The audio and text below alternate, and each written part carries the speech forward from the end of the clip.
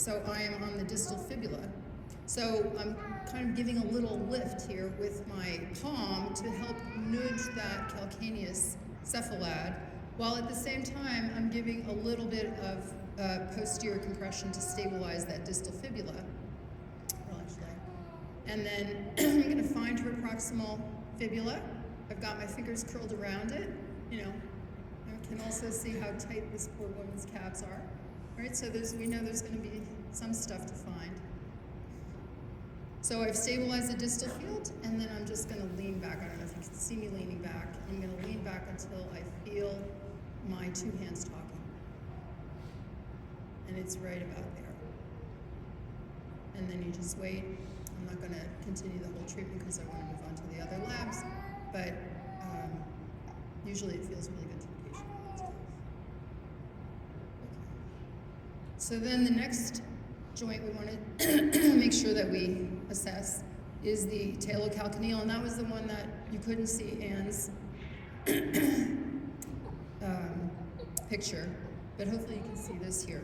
So I've just shifted a little bit so that Barbara's foot is on my knee and my hand is cupping her calcaneus. Very similarly, I'm going to identify her talus. So in terms of diagnosis for this one, sometimes it's a little bit tricky. What Anne said to me once was, well, if it moves, then it needed it. But sometimes it takes a long time to move. But what I often find, and if you compare both sides, that there will be a little depression. The depression at the end of the ankle mortise at the distal tibia will be a little deeper, and you'll feel the anterior surface of the talus more prominently. And that is what I feel in her.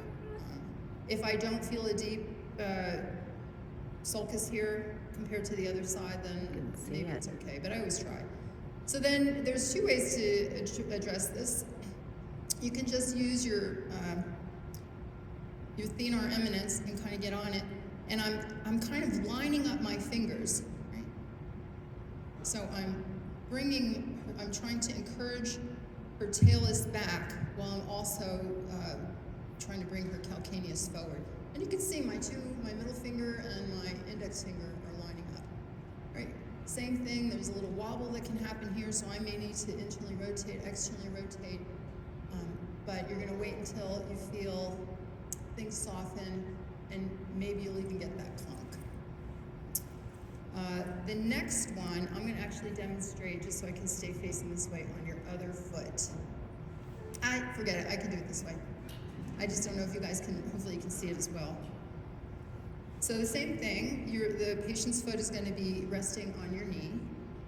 I'm going to contact the talus, which I have identified as being just right anterior to both the medial malleolus and the edge of the tibia, and the calcaneus. So I'm on her talus, and my index finger has reached around all the way to the calcaneus.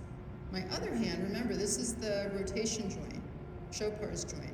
My other hand is going to be on the cuboid, which I found her fifth metatarsal. So I'm going to go right posterior to that, so I know I'm on the cuboid. And my thumb is going to be on her navicular, right? So I can motion test here and make my diagnosis and then go right into treatment, right? So a lot of times, especially if you're seeing a pronated foot, which Barb doesn't have, you will find that navicular has rolled medially, and so you're going to use a principle of exaggeration for this. So I'm going to stabilize the proximal part, the calcaneus and talus, and I'm going to exaggerate the motion that I find at the navicular and cuboid. So in her case, you can also add a little compression, a little distraction. I feel like she needs a little compression, so I'm going to add a little compression. And there is actually a little lateral rotation towards her cuboid, so I would hold that to a point of balance. Again, not going to sit here and treat it, but now I'm going to then just kind of take my hand position and move it down the chain.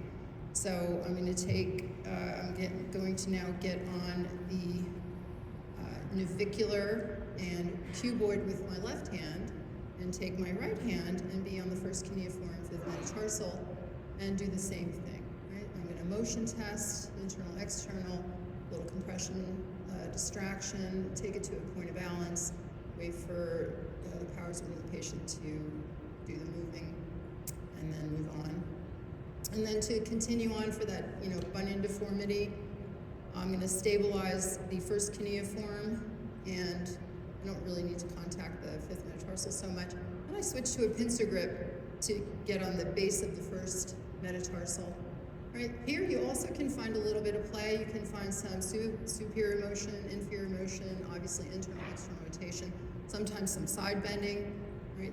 There's often a lot of side bending that happens here, and I'm going to stabilize the one bone. I'm going to stabilize the first cuneiform and exaggerate the motion that's present with her first metatarsal. And in this case, I feel like I need to medially deviate and medially rotate and add a little traction.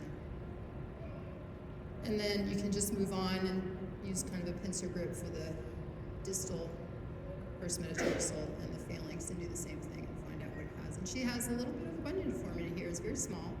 But I'm going to stabilize the distal fibula. I'm sorry, listen to me. The distal metatarsal, and exaggerate that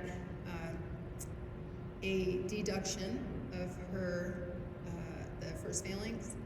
There's also internal rotation, and I would wait to a point of balance. Okay, so then I'm going to shift myself again, and we're going to look at that transverse tarsal arch. I'm going to prop you up. Are you okay with your hamstring like this? So this is a little tricky. If you have an up-down table, it's much easier because you can make the table go up here and you're not leaning. But if I get my knee on top of my knee and her foot on my knee, I'm pretty good. So this is the transverse tarsal arch, the important one, the one that's really nice for plantar fasciitis. And I'm going to have a cross thumb. So I'm first identifying her cuboid. I can feel it, which means it's not in the right spot. And then I'm going to identify the first cuneiform. So it's really easy if you just find the big, knobby, easy to palpate navicular and go right next to it. That'll be the first cuneiform. And you can often get your fingers wrapped around the dorsal aspect of the foot quite nicely. Sometimes people's feet they're too big for me to do that, so you don't need to. And then I'm going to ask you to gently plantar flex your thumbs are foot crossed over here. my crossed thumb. So I'm maintaining my cross. And if you can involve your toes too. Yeah, there you go. That's plenty.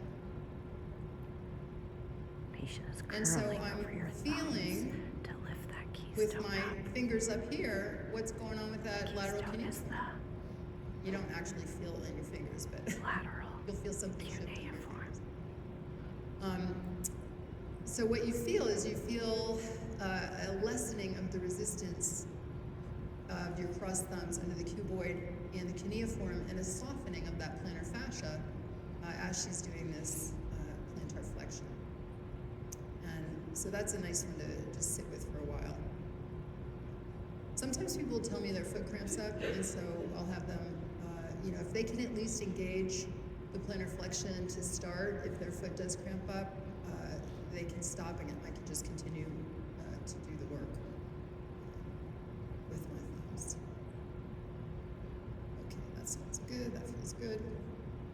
And then the last thing is the cuboid, right? So here's her lateral malleolus, here's the base of her fifth metatarsal, and right there is her cuboid, which is actually a little bit better. So she's propped up here. I've got the fourth and fifth metatarsals in my fingers, and I'm just gonna lean back again, just like with the fibula. All right, so we're creating a little space between the fourth and fifth metatarsals, the anterior part of the cuboid, and then if I want to free up the posterior articulation of the cuboid, the calcaneus, all I have to do is move my hand. Does it feel good? So now gravity is doing a lot of the work here, right? So gravity is carrying her calcaneus away. I'm just hanging out. If my hand gets tired, I can prop it up like this. Manuel says that Normally I'd have an up-down table so the problem patient's with leg the would be so foot straight, is that so it would be more like this. So it's much more comfortable both for me and the patient, but this is what we're working with today. shifts backwards. Okay. All right, so that's what Dr. Wales' routine and sequence looks like, and I look forward to seeing whoever I get to see